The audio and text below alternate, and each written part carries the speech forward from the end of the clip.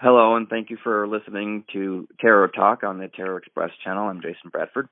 And today with us we have Stu Burns, and we will be talking about the still relevant Nosferatu. And hello, Stu. How are you today? Hey, doing great. How's everything up in Michigan? Doing really well here. Seasons are changing, and fall is right around the corner here. So let's talk about that groundbreaking movie style that we see in Nosferatu and how it must have really terrified the theater goers 100 years ago. Well, yeah, the ironic part is that 100 years ago, a lot of them just didn't get a chance to see it. It had a big premiere in Berlin right when it came out, 1922, 100 years ago this year. Now it's like 100 years and 5 months ago this year. This is wow. Yeah, it still counts. It's a centennial. Yeah, it still counts. Very relevant still too. Yeah, but it had a big premiere, but then almost immediately, Bram Stoker's widow Florence, got wind of this movie out, realized she hadn't seen a dime from this, they hadn't gotten any permission at all, and she immediately moved to shut it down, saying copyright violation, it's not in public domain, or whatever term they were using in 1922, and the German authorities more or less comply. They shut down all the public exhibitions, and she tried to sue them for money, for some recompense. And the film production company, Prana, they just immediately went bankrupt. It just drove them right down. They blow a lot of money on Nosferatu. No way to recoup it because they couldn't show the movie. And so they go bankrupt, and the movie goes kind of underground. They try to seize all the copies they can and destroy them. And you have these film club people in Europe and even a few in the States who've heard this movie and heard this, boy, this is just an incredible movie. And so you see these copies smuggled out and smuggled around, and it finally gets a showing in Los Angeles in like 1929 and gets kind of preserved underground. But that's the weird part. We tend to think of a movie when it came out. Well, this is a 1920s movie, but the 1920s folks really didn't get to see it much. It's been seen more in the last year than it ever was in the 1920s because we have it available on so many modern formats. And think about that too for a minute. As powerful and as iconic as this movie is after 100 years, the fact that it wasn't seen back then due to Florence with the copyright issues, can you imagine that if it had its wide release and there were no issues and there was no copyright infringement claims, can you imagine where this movie would be standing today, where we would be with other types of movie of this form in cinema right now? Yeah, we'd be having a whole different conversation if this had gotten a wide release. But thankfully, the right people got to see it. You mentioned the word controversy, and I know a lot of the filmmakers that were involved with Nosferatu didn't mention Nosferatu very often post-production, post-release, post-pull because of the legal fight with Bram Stoker's wife. Now, director Friedrich Murnau, if he had been able to enjoy this movie in its entirety, let's put him present time with all these documentaries behind the scenes, these interviews that we do all the time that you see everywhere.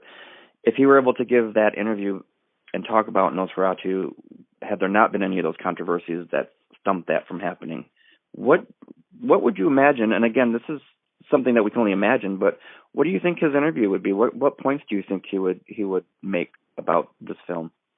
That's a good question. Yeah, especially if he'd lived. Because, right. Yeah, tragic. Yeah. Yeah. Murnau went on to have a heck of a career, a brief career, but a great career. You ever get a chance to see Faust? I think that's on Netflix now. I saw that on the list. Oh, you did that one? Oh, it's fantastic. Oh, yeah. Faust is a great movie. Yeah, great movie of his. He does this non-horror movie out in L.A. in 1927. He's emigrated, called Sunrise, and that won the first Oscar for Best Production in those days.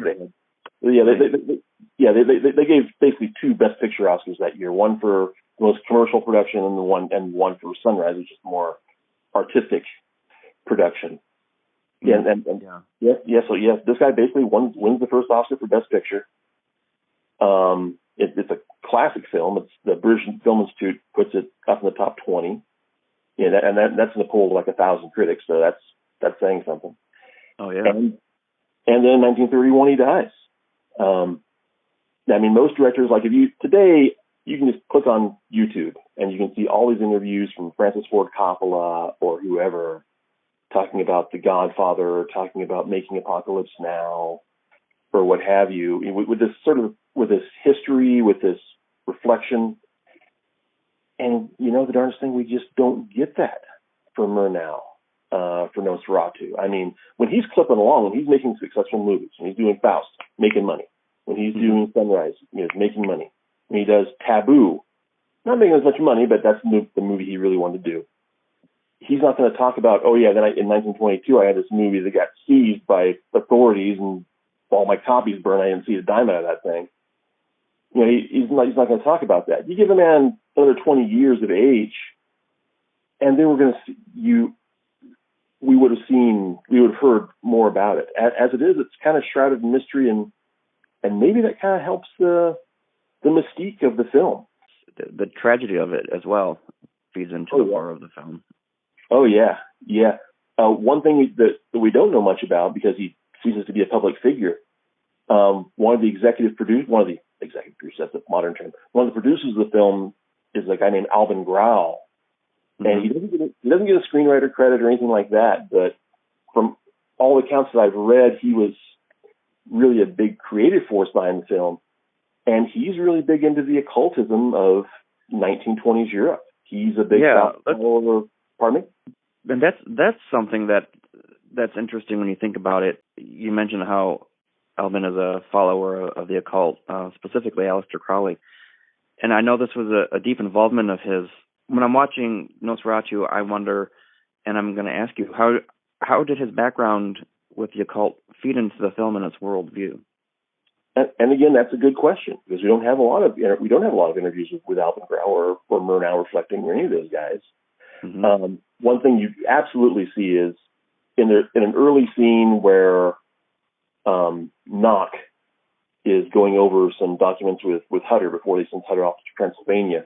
Yeah, he's got this piece of paper with all these crazy symbols on it, and that's probably just a hodgepodge of various mystical Crowleyan stuff that Alvin Grau probably helped put together for the movie to get that in. Get that interesting. There. I think the whole and this is speaking.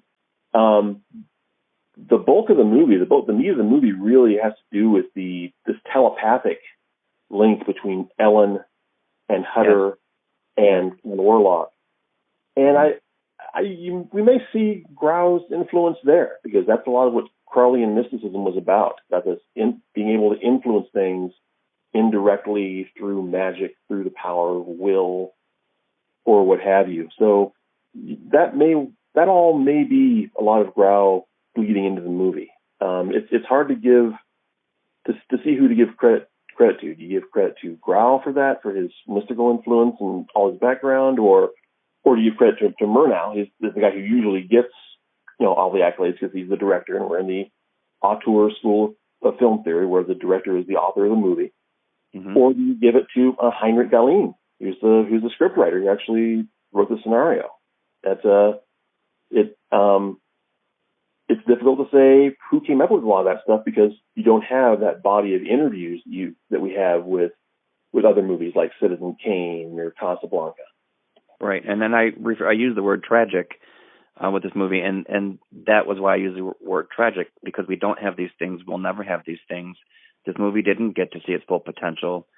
Friedrich Murnau didn't get to see this movie's full potential, and only now are we beginning to understand it and how important this movie is in cinematic history. I mean, it really set a lot of standards. Even though it was pulled because of the lawsuit, it resonated for 100 years to come, and it still does. Oh yeah. If you do just talking about trivial things, if you're on Facebook and you do a gift search for Nosferatu just to drop in somebody's comments, you're going to have a lot of choices. I mean, people keep using images out of this movie. Yeah, you have the image with the shadow moving up the staircase, and that image where he's over Ellen slumbering. It's those those are the kinds of images and the kind of contrasting light and shadow that made Nosferatu so strikingly haunting. Mm-hmm. Oh yeah, I agree. Yeah, I agree that the cinematography is absolutely fantastic. The use of differential lighting, it's really it's very characteristic of German expressionism. All these great movies that are being made at the same time in Germany, but it's probably the best. It's probably the best example, or certainly one of the best, absolutely best examples of that. And again, incredibly influential. A lot of stuff coming out of there that you keep seeing in horror movies specifically. Through the 30s, through the 40s. One big thing, and I don't know if you realize this as much, but this whole idea of the vampire being destroyed by sunlight. This is the first time you ever see this in any medium. If you read Dracula, Dracula goes to the zoo in the novel. I mean, he's up, he's making breakfast and do all this stuff. He's active in daylight. He's a night creature, but he's not hurt by the sun. The vampire dissolving in sunlight, that is new for Nosferatu, and it's a matter of some debate. I'm not sure if the director and writer really intended for it to be like, the sunlight is that vampire and he's gone, so much as the entire ritual. Right, and it can be interpreted in two different ways. It could be the sunlight that killed him, which became a vampire trope, and to this day still is, or it could have been Ellen's deliberate sacrifice of her innocent blood to the vampire, which is what is stated will kill him, and it just happened to be right as the sun was coming up. So it could have been her sacrifice that actually killed him. It had nothing to do with the sun, but again, it's how it's perceived by the viewer, and obviously somebody viewed this and thought, oh, well, the sun killed him, and now that's the trope. Yep. I think a little bit of that goes into when you get into like vampire movies of the 40s, when you got stronger censorship than you did in the early 30s because of the Hays Code and all that stuff, which is a whole other podcast. Sure. They didn't want to. You obviously couldn't show a stake going in somebody's chest, and you probably didn't want to hear it off screen. So they'd say, "Well, okay, we got to think of a different way to do this." Right. Say, why don't we just have him dissolve in the sun? Okay, it worked 20 years ago in Germany, and it'll work today. Gosh darn all that. Now, I mentioned that Nosferatu was still relevant today, and I've said that a couple of times already, and I want to just explain to listeners what I mean by that.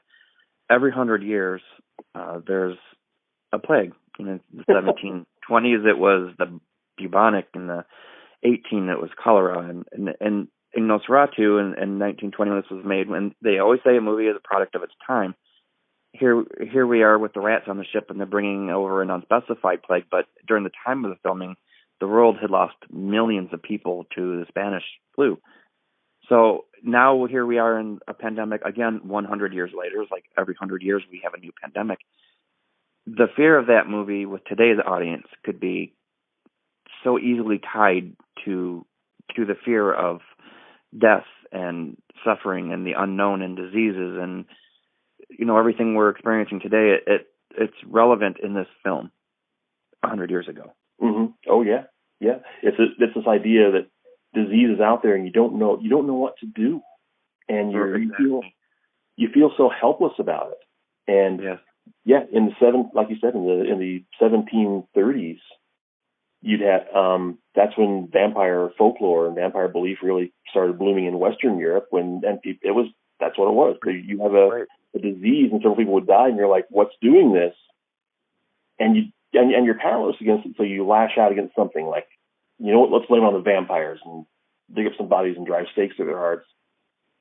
And then by the 1920s, when you make a movie, you can't really do that so much because by that point we have a better understanding of disease. But then Murnau kind of flips that on its head, and he's using the vampires basically hiding inside the plague. So there's this plague going around that's killing people, and so you're not even going to notice the vampire, or you're going to blame everything the vampire does on the plague. And that kind of ties back again to the 15 1700s with Vlad the Impaler, and then you have the Western Europe bubonic plague of the 1700s being the cause from vampirism. And then you have, it seems like it's always related to what is blamed on vampirism. Yep. Yeah, vampires and witches. We have to have something to blame. Have to have something to blame our troubles on, or something, because you're so powerless. And people look for scapegoats, and they look for something they can do. Like, I didn't just sit there and watch my family die. Yeah, and even the modern era, I'm putting modern in quotes now, but through the 1800s in New England, you would see people, because then the dread wasting disease was tuberculosis, and you would see people dig up. They'd see their families wasting away, so they'd dig up the last person in the family who passed from tuberculosis, and they'd do all kinds of rituals on the body, thinking that person somehow was the vampire that was pulling the next member of the family down. Interesting. And these are all like one day's horse ride away from Harvard University, and they're still digging up bodies and burying their hearts and doing all kinds of nasty things. What is it about the horror genre that you love, and why do you continue to be a fan of these films? That's a good question. It's almost like asking someone, why do you like chocolate, or why do you like walks in the sun? Because it's almost if this were a philosophy class, I'd say that it's an a priori thing, but it's kind of hard coded in the personality by this point. I remember I started watching horror movies back when I was like 10 years old or so, staying up for the old Shock Theater Universal movies, and it's one of these things that the more I get of it, the more I like it. The more I learn about it, the more I realize there is to learn. And there's just a big well there. And I think, in terms of, why do I like it? I think it's because of the relevance. There are some things that we don't talk about, the darker side of humanity. And I think if you try to deny that, you try to ignore it, then I think you're cutting yourself off from other ways to address life and to solve problems. Yes, and I think horror touches the nerve of a lot of people that they're uncomfortable discussing. Right. But it's fun when you do discuss it. I think that's why when you find a group of people who are into these things that you are, you find your clique, if you will, and you just really, you let it all out, and you have fun with the discussions, and you bond over the suspense, the unknown, the uncomfortable. Everything that goes bump in the night is now something that it's okay to talk about. Oh yeah. I mean, how many of us as horror fans, one of our favorite things to do is just have buddies over and watch horror movies? Absolutely. Yes. Horror movies, for whatever reason, you get together and you talk about them, and people write fanfic about them. And it's a whole other level of involvement. And I think part of that is because it touches a real commonality. There's really something there. And again, going back to Nosferatu, because you're talking like, how could we remake this movie? What could this thing do? And how much do we keep seeing it? I mean, how many silent movies do you see people say, I really actually want to see that movie? You got Nosferatu, and the rest of them are kind of few and far between. And I think a lot of that is because of this commonality, these threads that are really basic to what it means to be a human being. Well, I thank you for coming on and talking about Nosferatu, and this has been a very fascinating conversation. Thanks a lot for having me, and you take good care. Thank you. You too. All right.